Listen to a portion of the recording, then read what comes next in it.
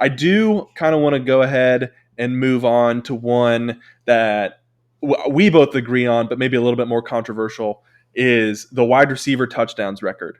Mm-hmm. So it's currently at 23 touchdowns. Randy Moss set it in 2007 when he was with the New England Patriots.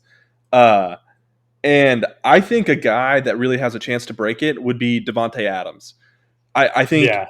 he is a clear wide receiver one. Aaron Rodgers threw for 48 touchdowns last year, and Davante Adams caught 17 of them. And Davante Adams missed, I want to say, like 4 games last year. No. Uh, Two.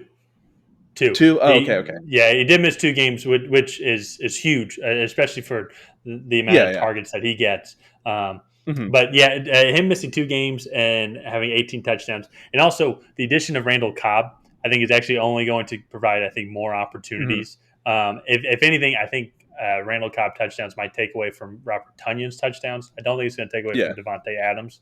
But yeah, him and Aaron Rodgers are one of the all-time greatest duos. At least last year, it was one of the all-time Yeah. greatest quarterback receiver duos of all time with the production that they provided. And I don't Hmm. really think that's that controversial to say that he's the best one to break that record. I think the Well, situation that he is in, and with how great Aaron Rodgers is, I think he's the best guy to do it. yeah. Yeah, no, I definitely agree. I do think it might be, I don't want to say controversial because it's not really, people aren't arguing about this in the streets, but like that's just something that I want to say only 2 other receivers have ever caught more than 20 touchdowns. So in a season, it's just Mm-hmm. it's just something that's going to be really hard to do, but I think he's a clear-cut number one. I think their running game is actually going to get worse just because of the loss of a lot of their offensive linemen. Yeah. And so I think they're going to have to throw the ball more Mm-hmm. just to kind of keep a consistent offense and keep people from packing the box.